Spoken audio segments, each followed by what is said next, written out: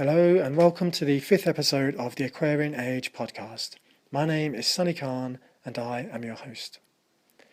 In my flat, my living room window faces west and I have only a small kitchen window and a frosted bathroom window facing east.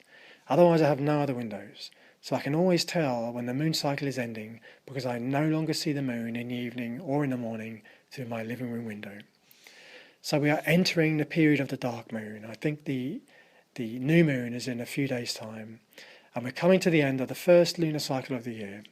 Jupiter is now heading towards its second conjunction with a retrograde Mercury, and I suspect that will have implications for this podcast.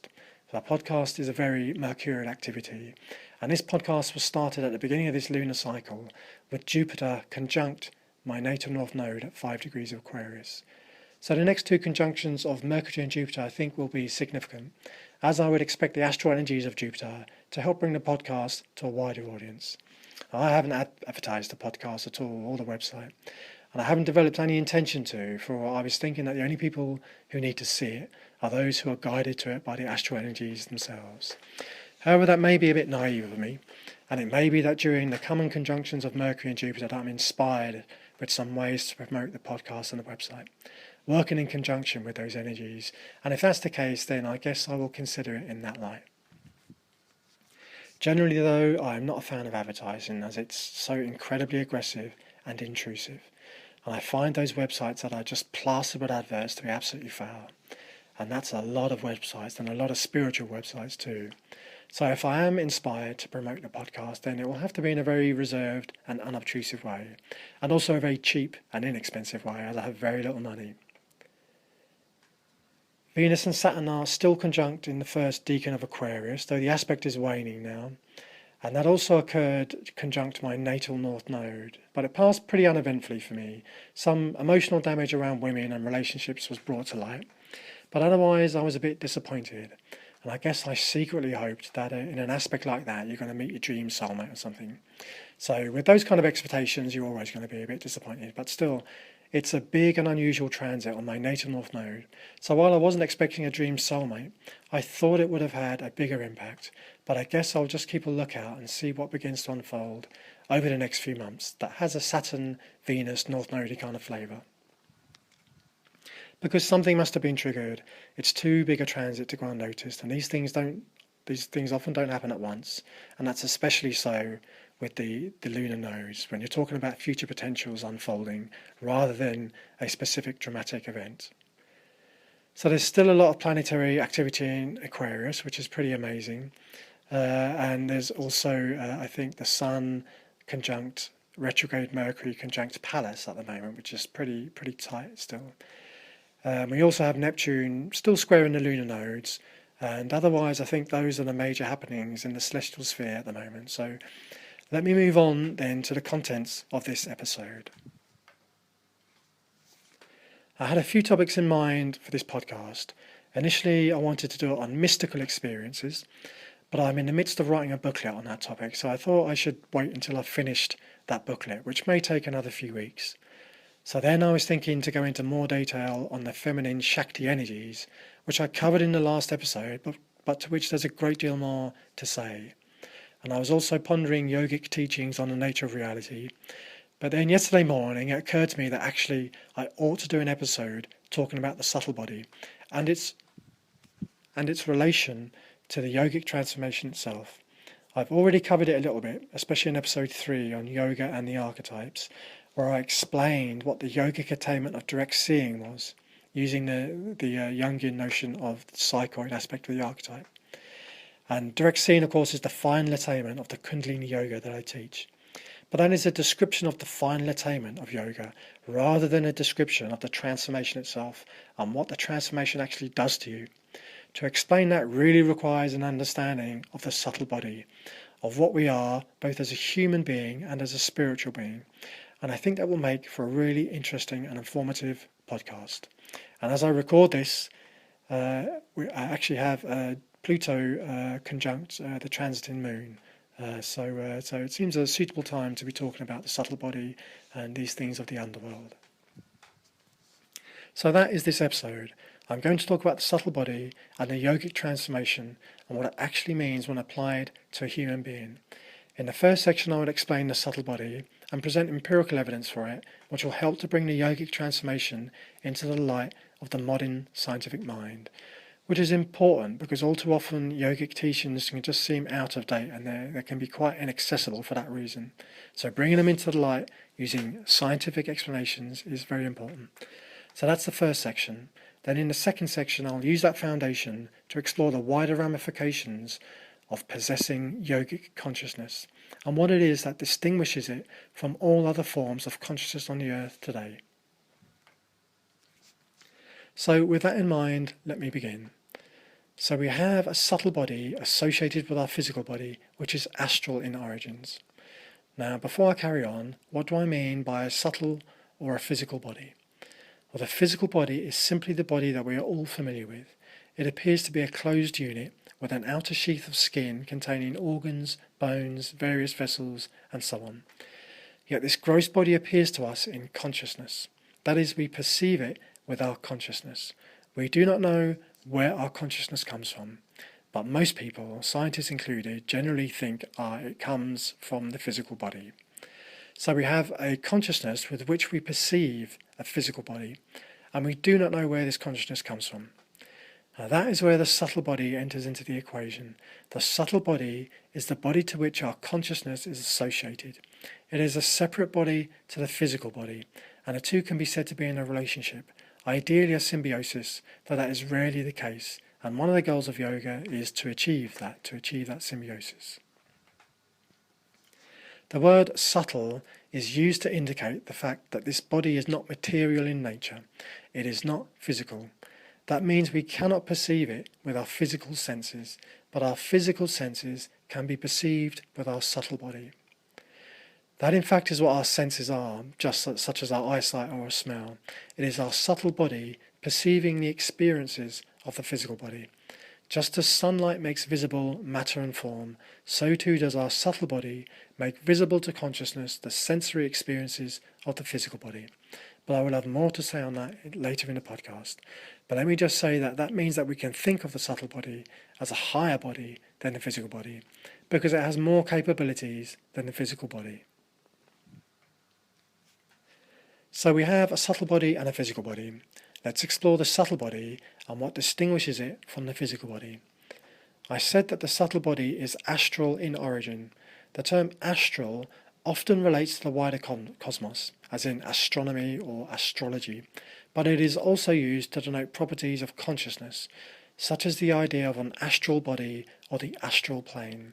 And it's in both of those contexts that I use the word astral and say that our subtle body, from which our consciousness comes, is astral in origin.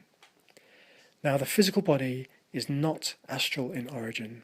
Its origin is in the evolution of life on Earth, and it has a separate mind, one that does not have a conscious personality, but which is instinctive. So there's a lot there in that last sentence that needs unpacking and time to digest. Firstly, we have the fact that the physical body is not astral in origin. That immediately suggests that we have two different arenas of experience, a physical dimension and an astral dimension. When our subtle body is conjoined with the physical body, then those two dimensions are brought together and we have a unique human experience. Our experience not only contains elements of the astral, such as our mentality, but also of the physical, the various physical phenomena that we experience. But the astral plane is not the physical plane. Our physical body evolved in the physical plane with life on Earth, whereas our subtle body did not. It is a product of the astral plane. That is, consciousness is not a product of Darwinian evolution, as evolution relates to the physical plane and the physical organisms that are present there. I shall have more to say on that shortly, but let me go back to unpacking that sentence. Recall that I said the following. The physical body is not astral in origin. Its origin is in the evolution of life on Earth, and it has a separate mind, one that does not have a conscious personality, but is instinctive. So I unpacked what it means for the physical body and the subtle body to have separate origins. That is, our consciousness does not arise from the physical body, but from the subtle body. That can be very hard for us to digest, as we are so strongly conditioned into believing that we are the physical body and that it is the brain that is responsible for consciousness. Nonetheless, that is not the case. Recall, for example, in the last episode on the Shakti and the Kundalini, I gave the example of the typical near-death experience. In the typical near-death experience, a person has an accident and is pronounced dead. That is, they have no heartbeat and no brain activity. Eventually, after some time, maybe half an hour or so, the patient revives, and when they do so, they report that they have been conscious all the time and are able to report in great detail exactly what happened. And often they say they were watching the whole thing from above and saw doctors and nurses trying to revive their physical body. Near-death experiences have been documented for decades now in exhausting detail by medical professionals as well as paranormal investigators, and what they unequivocally record is the fact that consciousness is not dependent upon the brain. If it was, it would not be possible for an individual to continue experiencing conscious states while they had zero brain activity. Now, I explained in the last episode how it was the Shakti of the body that was producing the contents of the conscious experiences in the near-death experience, and that the Shakti of the body is capable of producing contents in our conscious experience. And in fact, the contents of our conscious experience when we're awake is a blend of the two, that produced by the brain and that produced by the body. So we have established that the brain is not solely responsible for the contents of our consciousness, but we have not established that consciousness is not dependent on the body. Establishing that consciousness is not dependent on the body is much more difficult, and it's not something I can cover in this episode. But what I hope I have done, though, is to show you that it is not the brain that produces consciousness, or at least not solely the brain that produces the contents of our consciousness. When that significant obstacle has been removed in your mind, it becomes much easier to consider the notion that consciousness is not only not dependent upon the brain, but is not dependent upon the physical body either. Now, let me go back to unpacking that sentence. I ended that sentence by saying that the physical body has a separate mind, one that does not have a conscious personality, but is instinctive. So that's an extraordinary thing to say, and contemplating it will again lead you into a greater understanding of how consciousness is not dependent upon the body, but something separate to it. So let me explain what I mean when I say that the physical body has a separate mind, one that does not have a conscious personality, but is instead an instinctive mind. In neuroscience and in evolutionary biology, it is a mystery as to why biological organisms have a conscious experience at all, because the physical body is quite capable of operating without any consciousness. And the question as to how consciousness came about is therefore a paradox. Of course, if you think about it, that bolsters the idea that consciousness is not a product of the physical body, and so is not a product of physical evolution. But let me go back to the idea that in biology, that the physical body is quite capable of operating without a conscious perceiver present. And let me present a well-known example known as blind sight to help clarify this point. Some patients who have had neurological damage as a result of epileptic seizures can go on to experience what is known as hemispherical blindness. This is where the brain damage is situated on one side of the brain and has affected only one side of the patient's vision. Even though both of their eyes work fine, because one side of the brain is damaged, that means they can only see in the left or right field of vision. So if the damage occurred on the right side of the brain, that means the patient cannot see what happens in their left field of vision. If you hold a hand up in front of the left side of their face and ask the patient if they can see the hand, they will say they see nothing. Whereas if you hold it up to the right side of their face, of course they see the hand. So they have no conscious experience of seeing a hand in the left field of their vision. Now, if you put your hand in the left field of their vision and move it up and down, or left to right, and ask the patient if they can tell which direction it's moving in, again, they will say, no, they can't see it. However, if you ask them to guess if the hand is moving up or down, or left to right, then the curious fact is that even though they cannot see the hand, they are still able to guess correctly the majority of the time. Though consciousness is not able to see due to the brain damage, the eyes still work, and the mechanism of the eyes and the wiring of the eyes is fine. It's just the processing of that image to produce something in the contents of consciousness that doesn't work. So because the eyes are still fine, the instincts of the body itself are still able to see, and it is those instincts that respond to the question, feeding answers into consciousness. So these are the bodily instincts, or the body's minds. They lack consciousness, but they are still able to function and operate the body. They are a separate mind to the mind that generates consciousness and which arises from the subtle body. So we see here in blind sight that it is a directly established fact that the body has a separate mind, distinct from consciousness, which operates instinctively and without a conscious experience. This is the mind associated with the physical body, which is distinct to the conscious mind associated with the subtle body. This instinctive mind of the body is the mind associated with the so-called selfish genes of the neo-Darwinian synthesis, and that explains the evolution of the physical forms that we see. The instincts or mind of the body can communicate to consciousness in thoughts, in dreams, in visions, affective states, art, signs during meditation, and so on. And they can communicate to each other, and if ignored or repressed, they can cause pathological states, from a mild neurosis or dysfunction to a severe psychosis and nervous breakdown. Those instincts are capable of operating the body and providing its basic needs without need of a conscious being. What those bodily instincts or minds lack is consciousness. That is, they do not bring with them a conscious experience like the subtle body does. In other words, the conscious experience that you currently have arises from the subtle body and its interaction with the physical body. The bodily instincts may produce experiences and effects that you're conscious of, but they are not themselves conscious. This distinction was illustrated very clearly in the example of blind sight that I gave. So let me now give another example, one from the experiments of neurologist Wilder Penfield, who is known as one of the founding fathers of modern neurology. So Wilder Penfield also worked with patients who suffered brain seizures and brain damage. In order to help prevent these crippling seizures, he developed a procedure whereby he would isolate the brain region where the seizure occurred and surgically remove it, thereby preventing the seizure from occurring and allowing the patient to live a normal life.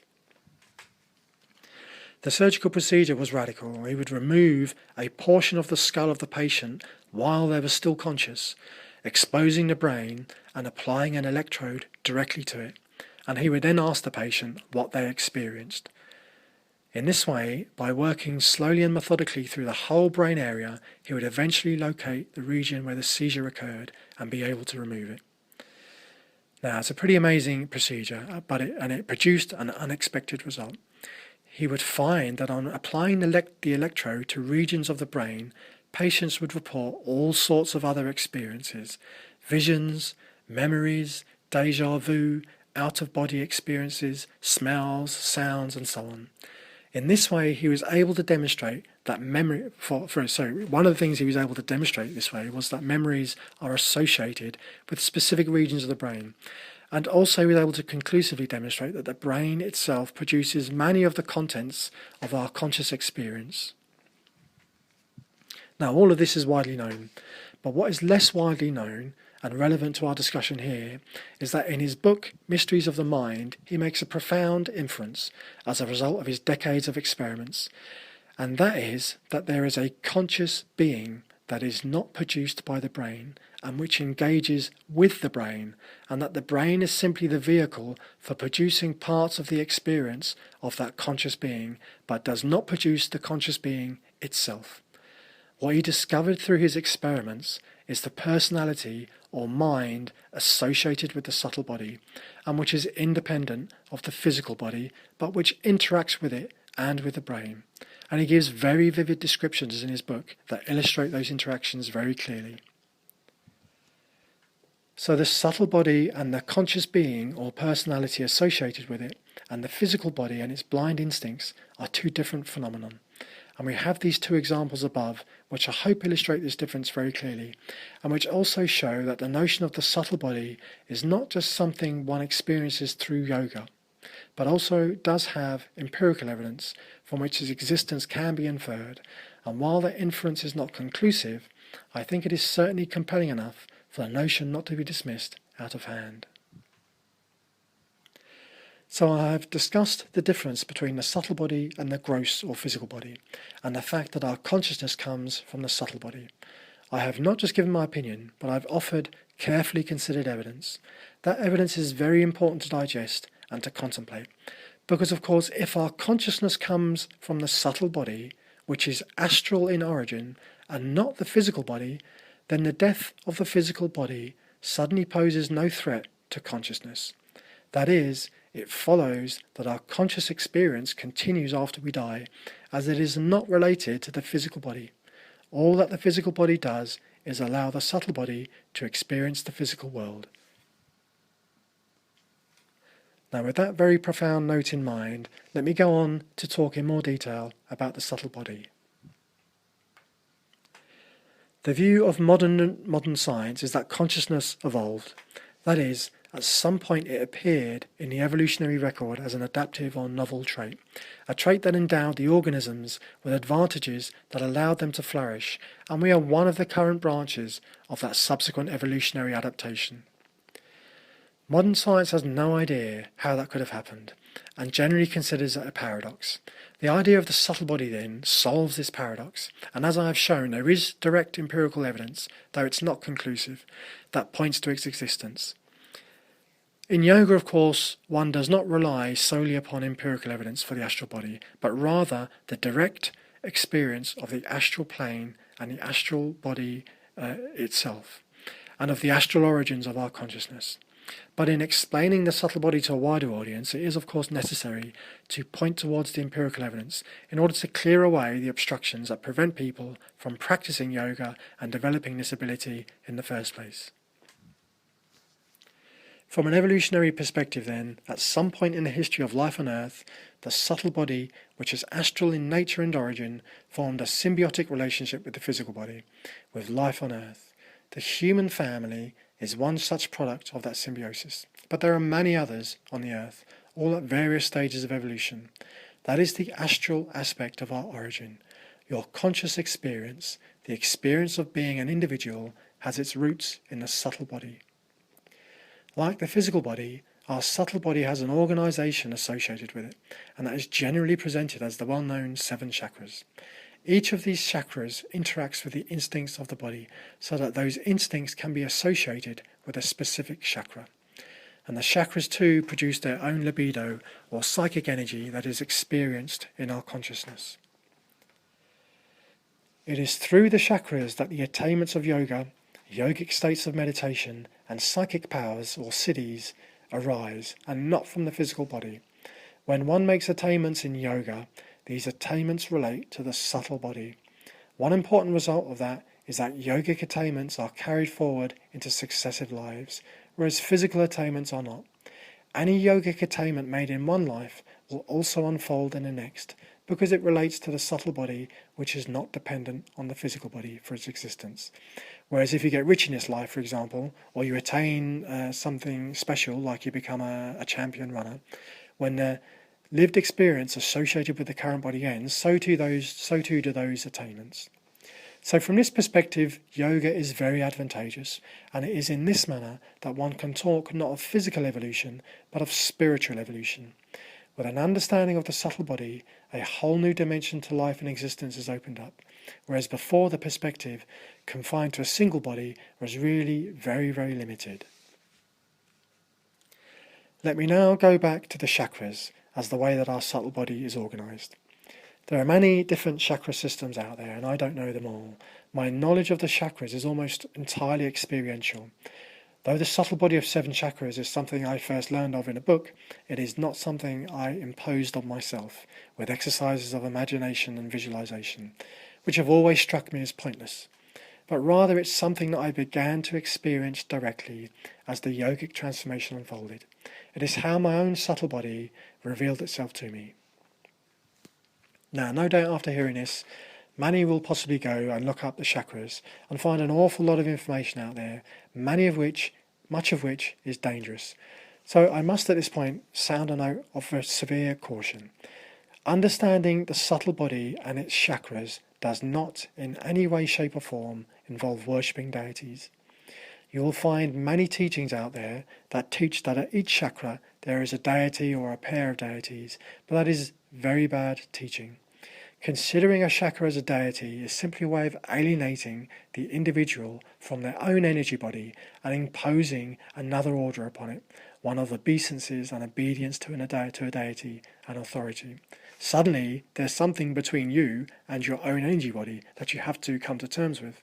So those are dangerous, malevolent practices and should be avoided, for they ultimately lead to manipulation and control and terrible consequences for the yogi. So please be aware that your subtle body of chakras is just that. It is your subtle body, something you can develop and learn to understand, just as you can learn to understand your physical body. But that in no way involves any deities, gods or goddesses and so on. My advice is to avoid all such practices, which includes almost all Buddhist and Hindu practices as regards to chakras. Yoga has got nothing to do with organised religions, lineages, power structures, hierarchies, gods, goddesses or other forms of spiritual hierarchy. Those are all traps for the unwary practitioner. Now, I'm not saying there's no such thing as God or goddess or spirit. What I am saying is that these notions are extremely clumsy and have no place in yoga. Until the individual has attained the final goal of yoga, known as Brahman realization, or what I call the state of direct seeing, until that state is attained, all such discussion is simply ignorance at best, and at worst it's aimed at preventing the yogi from attaining the final goal. So yes, in my own experience and in the experience of many others, there are very powerful spiritual beings out there, and you may in fact have some at your chakras, and they may be protecting you and helping you to attain a higher state of consciousness, like the guardian angel type figures you get in the New Age in the West. But that is for you to discover and will be unique to you and is not something that can be imposed on from outside according to some doctrine, and it does not involve worship or prostrations or mantras or calling someone Lord this or Lord that or Lady this or any other degrading practices. So with that note of caution, let me return to the chakras. Now, there are some who would teach that the chakra body is not real, that it is simply a system or model to help the student understand themselves. So I hope by giving this talk about the subtle body that I am demonstrating that it is real and not something imaginary. It produces your consciousness and it doesn't get any more real than that. Similarly, that the subtle body is organized in some way around a series of 7 chakras is also real, and it is fundamental to the yogic transformation and the self-realized state one ultimately achieves. It is a psychic structure that exists, though we can't see it with our physical senses for the reasons that I have given. The idea that it is not real probably in large part stems from the fact that few people have direct experience of it, and so they assume after years of trying to become a yogi that it is just a conceptual model, something you use in imaginary visualization exercises. But the chakras are not just conceptions, they are psychic structures which underpin our conscious experience along with the physical body. So with that understanding of the subtle body, I can now talk about the yogic transformation. The yogic transformation can be summarized as follows. At present, your personality is in large or small part produced by the physical body, and you confuse your own being, desires and goals in life with those that the instincts of the body generates. Furthermore, most of your thoughts, goals in life and instincts are in fact generated by the physical body and not by the subtle body.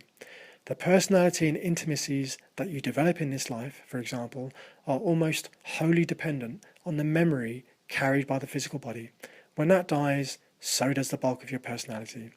The yogic transformation, on the other hand, causes a profound transformation to take place, whereby one attains a memory and a personality that is now rooted in the subtle body and not the physical body.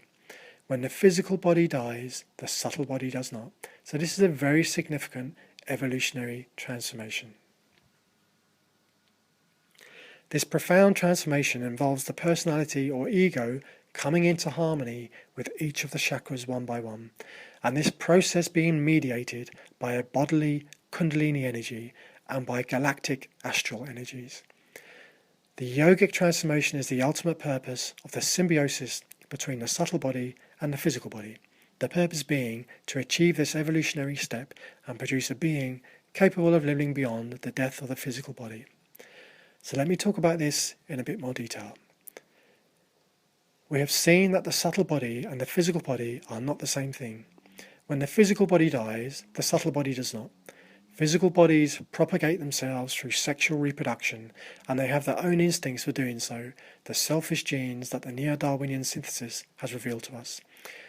The instincts associated with those genes and with the body are somewhat blind and can be extremely brutal, as life on Earth amply demonstrates. When the physical body dies, the subtle body must join with another physical body in order to generate another physical experience, and that process is largely instinctual and operates without conscious control.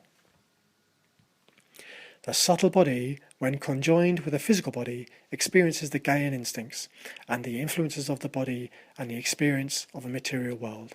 It is this union which gives rise to us, our conscious physical experience and personality. Our personality is partly rooted in our subtle body and partly generated by the material body. For example, we spend most of our lives developing our physical personality based on the desires and goals of our physical body's instincts. That personality, however, will die when the body dies. If, on the other hand, we develop a personality that responds to the desires and goals of the subtle body, then that personality is one that does not die upon the death of the physical body. That is the yogic transformation, which represents the desires and goals of the subtle body, and it can be achieved in whole or in part. It is a profound transformation that means one's personality has established a direct connection with the subtle body, and so it is able to be supported even when the physical body dies. You have, in effect, become a completely new being and have evolved into a new level of consciousness.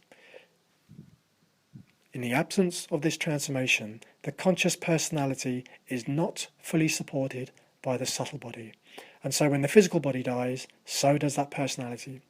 The instinctive process is kicking, and the subtle body will instinctively join with another physical body, and another personality will be generated. But you will be a different person, with no clear memory of a previous life. And furthermore, the circumstances into which you are born, being instinctive, are subject to chaos, and can be radically different, and can bring great suffering. Nonetheless, any spiritual attainments made in a previous life with the subtle body will be retained, and will unfold again, though they can subsequently be destroyed unless you have attained the final goal of yoga. So I want to bring this podcast to a close.